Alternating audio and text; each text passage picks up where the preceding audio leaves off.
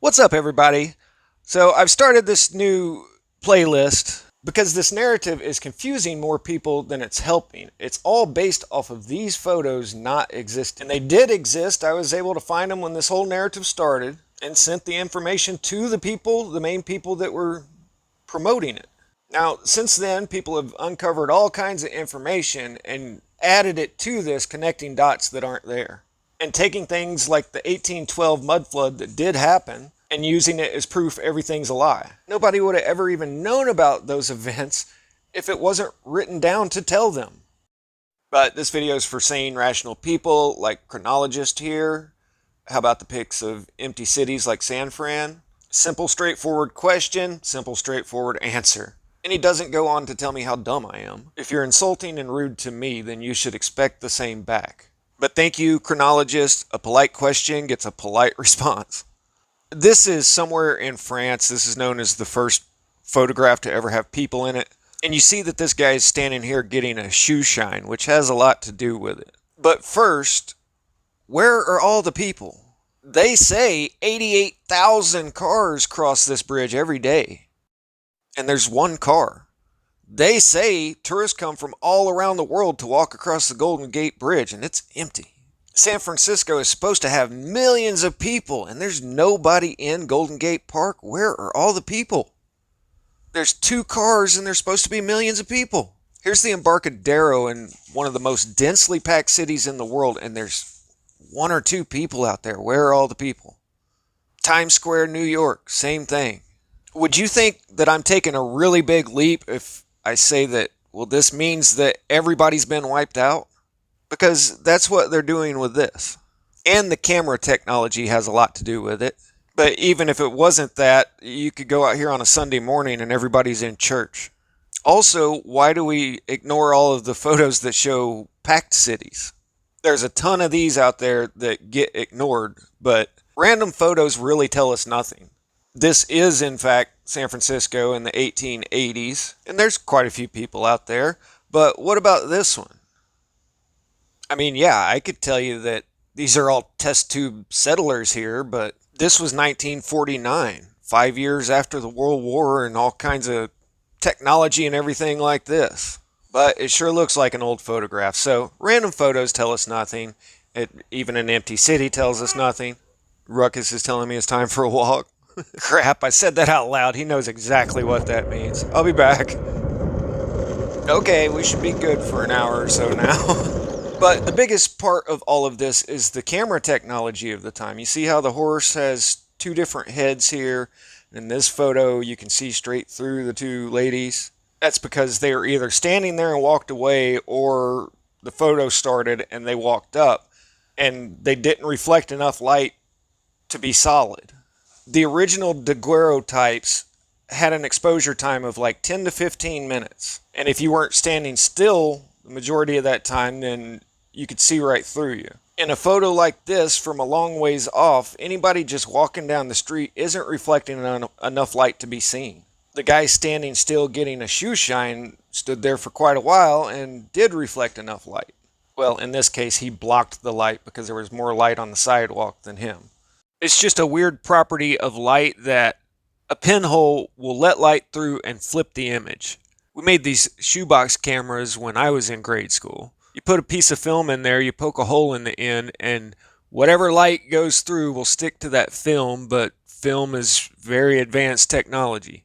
These old cameras work by taking a piece of copper, coating it in silver, polishing it, putting it in the box, and then iodine fumes would stick to whatever the light was showing. So you had to leave these exposures open for 10 to 15 minutes to let enough light through for it to show up.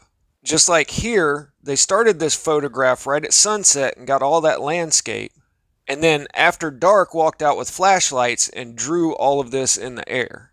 You never see the person that did this because the light wasn't reflecting off of him. Or her, gotta be PC these days. These are cool long exposures, but our film technology has evolved.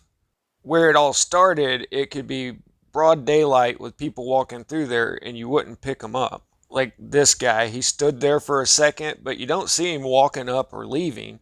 Everybody else is standing in place posing. I was just talking with Baltimore Fats, and he mentioned pictures looking staged, and that's because they were. You had to stand there the whole time in order for enough light to stick to those plates. I'll do more old photos in a second, but this is a modern artist that learned how to buff out some plates and mix all the chemicals. And these people are sitting and listening to someone talk. But you see this guy, khaki pants, fuzzy hood, gets up, moves to the next seat in front of him, and then gets up again and goes and sits down over here, and he's creeping up on this chick. I was laughing when I saw this. I'm sorry, ladies. I know that's got to be incredibly annoying. But yeah, that's just how these cameras work. You see the same guy 3 times. This is modern day Chinatown, where I can almost guarantee you somebody would have been walking through here within 10 to 15 minutes.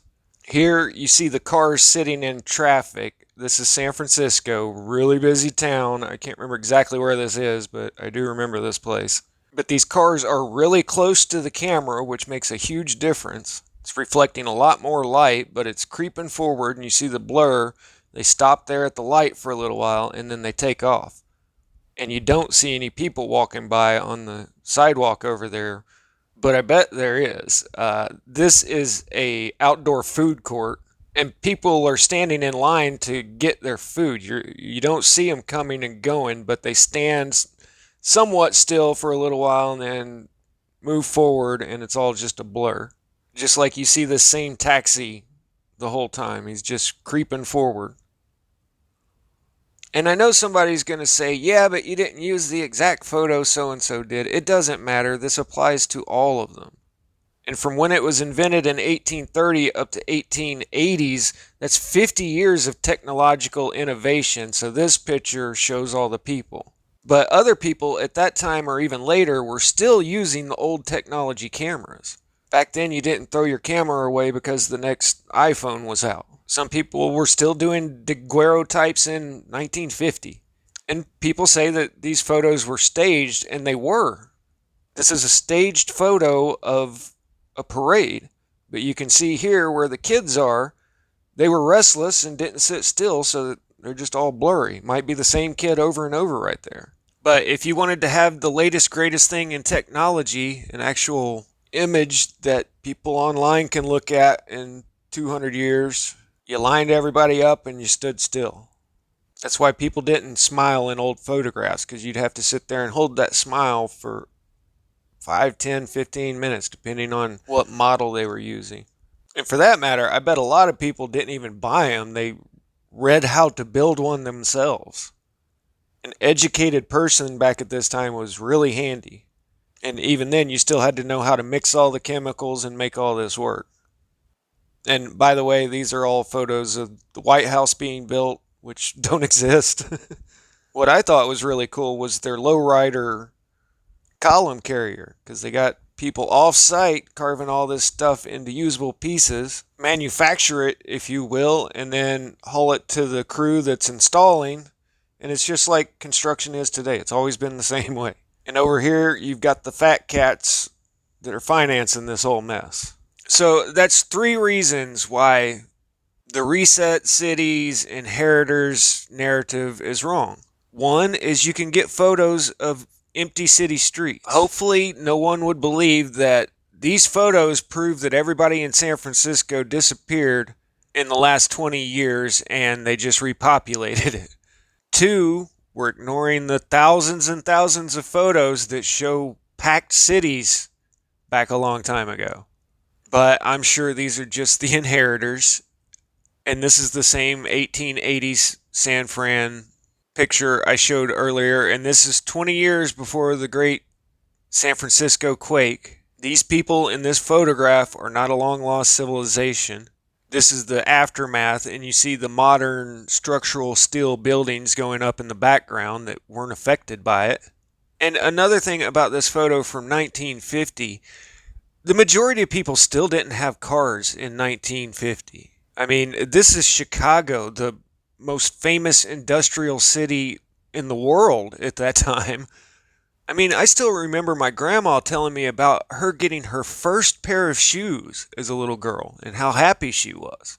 And then reason number three, and most importantly, is the camera technology was nothing close to what it was today. And if you didn't stand there long enough to get the light to go through that pinhole and stick to that plate, then you didn't show up.